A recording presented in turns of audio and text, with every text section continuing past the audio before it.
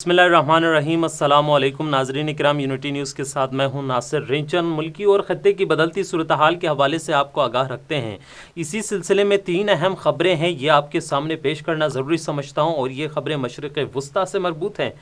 पहली खबर तो यमन से है। यमन में सऊदी इत्तेहाद का कमांडर आला जो कि वहाँ के ग्राउंड में कमांडिंग कर रहे थे, वो बम धमाके में अपने साथी और बॉडीगार्ड समेत उड़ गए हैं, जिससे सऊदी इत्तेहाद को बड़ा धचका लगा है। साथ में सऊदी अरब ने यमन के दलदल से जिसमें वो फंस चुके हैं और पिछले 7 साल से ये जंग जारी है, यहाँ से निकलने के लिए एक ऐसी कुव्वत की तरफ रुजू की है जिससे पहले कभी ये तसव्वुर नहीं किया जा सकता था कि सऊदी अरब उनके पांव पड़ेंगे कि खुदारा हमें इस जंग से निकालो। लिहाजा ये कौन है, इसकी तमाम तर खबरें और इसमें सालिसी का किरदार कौन अदा कर रहा है और कौन से सऊदी अरब के इत्तेहादी हैं जो उनसे मिन्नतें समाजतें कर रहे हैं कि भाई आप सालिसी का किरदार अदा करें। लिहाजा इसकी तमाम तर तफसीलात आपके सामने रखेंगे और साथ में एक और धमाका कतर के साबिक वज़ीर आज़म की जानिब से किया है, यानी उन्होंने एक ऐसे इंकिशाफ किया है एक वीडियो बयान में, जिसमें शाम में शुरू होने वाले जंग के पीछे कौन से ममालिक शामिल थे और उनका कंट्रोल रूम कहाँ बना था। तमाम तर राज से पर्दाफाश किया है, उन्होंने पर्दा उठा दिया है और इस वक्त एक तहलका से मची है उनकी इस वीडियो के बाद। लिहाजा ख़बरों की तफसील की जानिब जाने से पहले अगर आपने हमारे इस चैनल को सब्सक्राइब नहीं किया तो ज़रूर सब्सक्राइब कीजिए, बेल आइकन पर भी प्रेस कीजिएगा ताकि मज़ीद ऐसी खबरें और वीडियोज़ बर वक्त आप तक पहुँचती रहे। तो नाज़रीन इकराम, सबसे पहले यमन जंग के हवाले से आपको बताएँ कि यमन के अंदर सऊदी इत्तेहाद का एक अहम कमांडर आला जिसे कहा जाता है, सऊदी अरब के सूबे अदन के शहर अल खिजरा में कार बम धमाके में वो उड़ गए हैं। न सिर्फ वो बल्कि उनके साथ उनके एक और अहम मावन और उनके जो गार्ड्स थे वो भी शामिल था और अब तक की इत्तलात के मुताबिक किसी तंजीम ने या किसी पार्टी ने इस धमाके की जिम्मेदारी कबूल नहीं की है। लेकिन ये सऊदी अरब को बहुत बड़ा धचका लगा है कि यमन के ग्राउंड में मौजूद इनके कमांडर आला ही उड़ा दिया बम धमाके में। लिहाजा यमन जंग में ये सऊदी अरब की एक तरह से आप यूं कह लें कि कमर तोड़ दी है यमन के अंदर। अब यही वजूहात है कि और यमनी ड्रोन और मिसाइल की मुसलसल जो अटैक है सऊदी अरब पर हालिया जो हमले हुए हैं सऊदी अरब के ऑयल रिफाइनरीज पर, जिसके बाद सऊदी अरब अमेरिका से पेट्रियट मिसाइल का मुआहिदा करते हैं और बड़ी खेप अमेरिका से सऊदी अरब पहुंचने वाले हैं। लेकिन फिर भी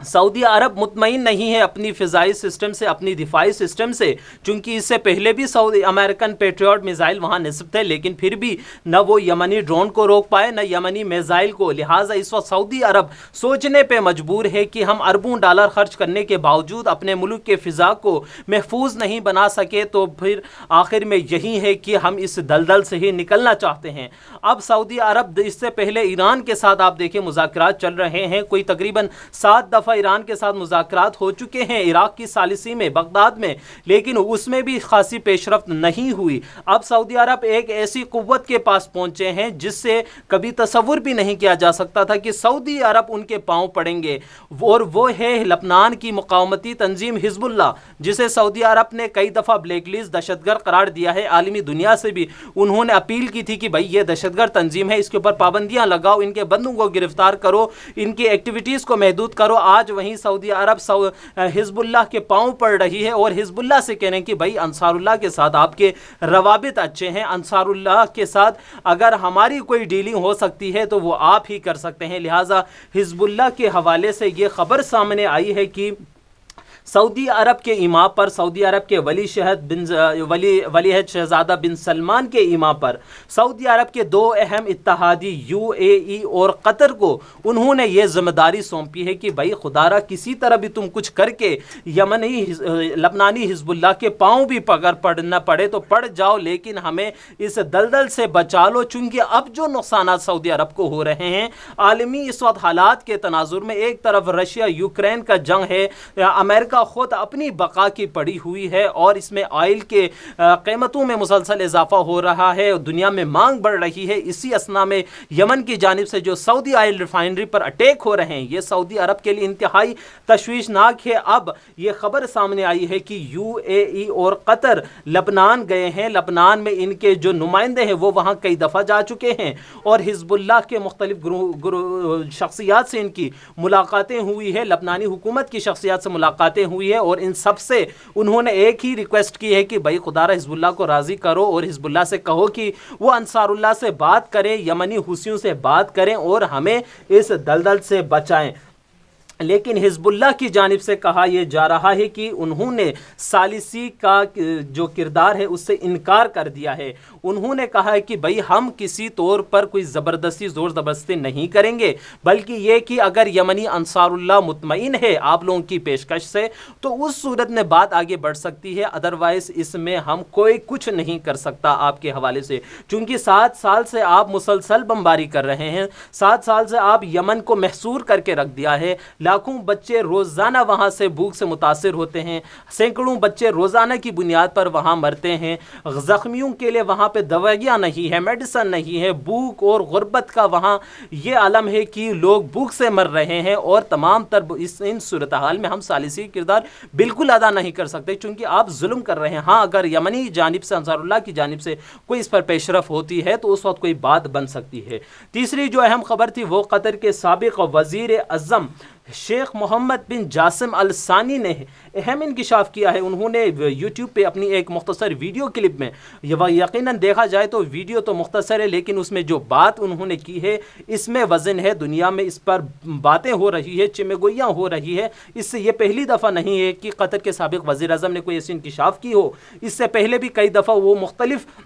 واقعات سے، مختلف حقائق سے پردہ اٹھا چکے ہیں، اور اب یہ ہے یہ شام جنگ کے حوالے سے انہوں نے انکشاف کیا ہے۔ ان کا کہنا ہے کہ یہ جو شام کا بحران ہے یہ ایک خطرناک سازش تھی، باقاعدہ اس کو پری پلان کیا گیا، امریکہ اور اسرائیل، ترکی، سعودی عرب، بلکہ ان کا کہنا ہے ہم قطر ہم بھی شامل تھے اس میں شروع میں، اور ہمارے علاوہ متحدہ عرب امارات اور بہت سی ایسی ریاستیں جو امریکہ اور اسرائیل کے جو اتحادی یا ایما ان کے اشارے پہ چلنے والے ہیں یہ سارے شامل تھے، اور پری پلان ہم نے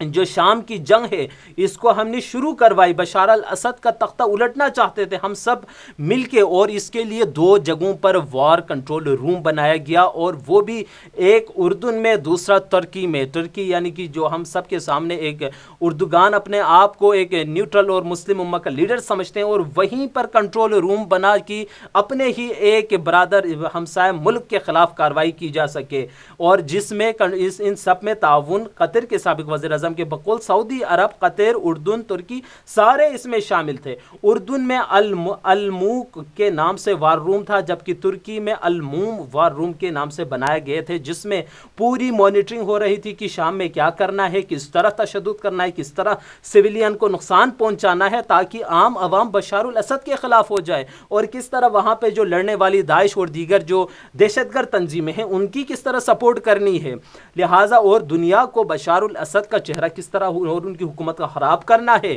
اور جو دہشت گرد اور دیگر لڑنے والے ہیں ان کو کس طرح سویلین بنا کر پیش کرنا ہے، یعنی تمام تر چیزوں پر وہاں بیٹھ کے یہ کنٹرول کرتے تھے۔ اور